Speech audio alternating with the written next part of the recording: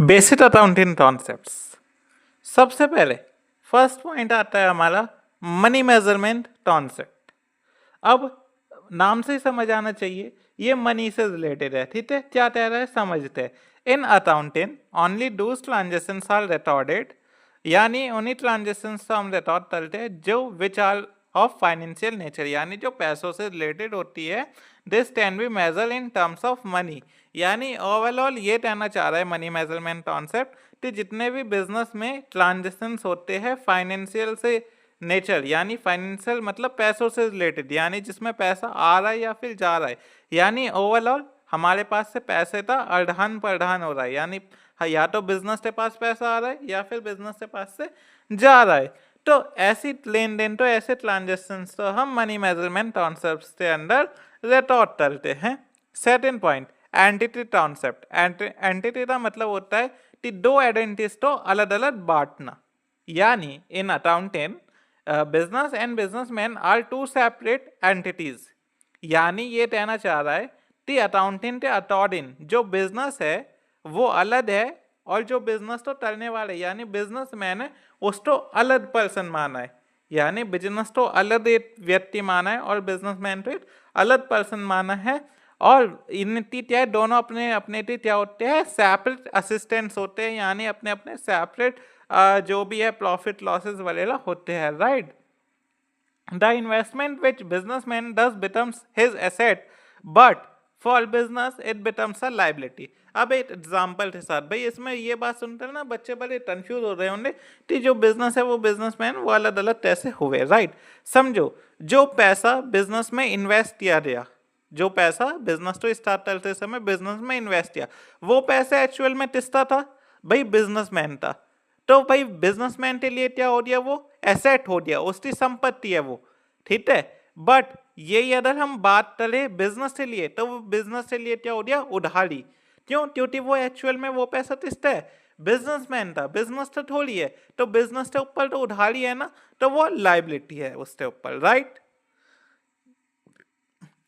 Next third point की तरफ चलते, दो intention concept.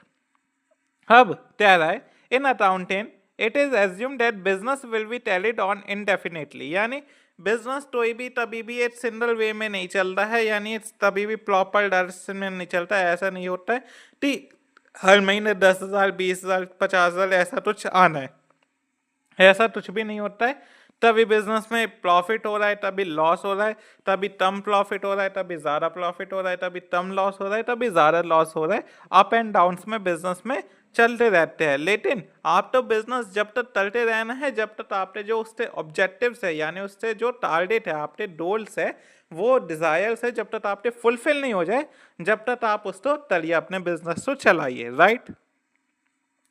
Next fourth point आता है टॉस्ट कॉन्सेप्ट। किसका, टॉस्ट। टॉस्ट यानी भाई उसकी मनी की एक्चुअल में टॉस्ट क्या है, वो कितने रुपए का है वही, राइट। अच्छा समझते हैं, in accounting all business transaction are recorded in the books of account. भाई बिजनेस से सभी लेन देन तो हम अकाउंट से बुक में रिकॉर्ड करते हैं at their monetary cost of advertisement. अब इसका मतलब क्या हुआ, यानी जितने भी हमारे ट्रांजेक्शन्स होते हैं, अलग अलग बिजनेस से ट्रांजेक्शन्स क्या होते हैं, अलग अलग फॉर्म्स में होते हैं। जैसे मान लेते हैं अगर हम सब्जी का बिजनेस व्यापार चल रहा है तो हम समझेंगे कि 1 किलो आलू दे दीजिए, 2 किलो मिर्च दे दीजिए, ये सब। यदि अगर हम दूध वगैरह का काम चल रहा है तो ऐसे काम चलते हैं, आधा लीटर दूध, 1 लीटर दूध, 2 लीटर दूध, ऐसे काम चलते हैं। यदि हम जो है लैपटॉप मोबाइल्स का काम चलेंगे तो 1 पीस ऑफ लैपटॉप, 2 पीस, तो ऐसे यानी हर एक आइटम की क्या अपनी अपनी यूनिट होती है। लेकिन उनमें कॉमन क्या है, उनमें कॉमन ये है कि अगर हम इंडिया में व्यापार चल रहे हैं तो इंडियन करेंसी में लेन देन हो रहा है, यानी राइट। कि ये 100 रुपये का है, 200 रुपये का, 500 रुपये का, तो यही तो कॉन्सेप्ट है, राइट। तो जितने भी बिजनेस में ट्रांजेक्शन है सबसे पहले आप उसका कॉस्ट फाइंड करिए कि वो कितने रुपये का हुआ, यानी वो जो लेन देन हुआ वो कितने पैसे का या फिर कितने रुपये का हुआ एक्चुअल में। नेक्स्ट आता है dual aspect concept. Dual aspect concept क्या रहता है, in accounting every business transaction has double effect, यानी जितने भी बिजनेस में क्या होते हैं लेन देन होते हैं उनका क्या कम से कम 2 जरा असल जाता है, डबल इफेक्ट जाता है। एक टर्म कहते हैं डेबिट, दूसरे टर्म कहते हैं क्रेडिट। अब समझते हैं, जैसे आपने तो ये सामान खरीदा, अब सामान खरीदा तो क्या होने वाला है भाई, आपके पास सामान आएगा तो यानी सामान में क्या होगा, इंक्रीमेंट, यानी सामान आपके पास से भर जाएगा, बट बदले में आपके पास से तो जा भी तो रहा है, क्या जा रहा है बेटा, पैसा, मनी, तो मनी कम हो जाएगा, तो एक चीज आई, दूसरी चीज गई। तो यही समझाना चाह रहे कि बिजनेस में मतलब इसमें जितने भी लेन देन होते हैं उसमें डबल इफेक्ट पड़ता है।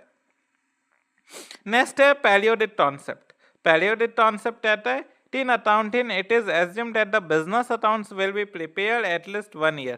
यानी बोल रहा है कि भाई जब भी एक आप बिजनेस स्टार्ट करते तो कम से कम उसका 1 साल पूरा प्रॉपर अकाउंट्स रिटर्न मेंटेन करो, जब जाते आप तो अपनी एक एक्चुअल एवरेज या फिर एक्चुअल आपको प्रॉफिट पता चल पाएगा कि पूरे साल में आपने क्या किया, ठीक है। और जो बिजनेस था अकाउंटिंग करने का यानी समय होता है वो हर साल 8 अप्रैल तो 1 अप्रैल स्टार्ट होता है और 31 मार्च समाप्त होता है। नेक्स्ट है ऑब्जेक्टिव कॉन्सेप्ट। ऑब्जेक्टिव कॉन्सेप्ट अब पढ़ते हैं in accounting every business transaction and supported by a voucher और बिल। बोल रहा है कि भाई ऑब्जेक्टिव कॉन्सेप्ट का मतलब कि भाई बिजनेस से जो लेन देन है उनका ऑब्जेक्टिव क्या है, ट्रांजेक्शन का क्या वो है।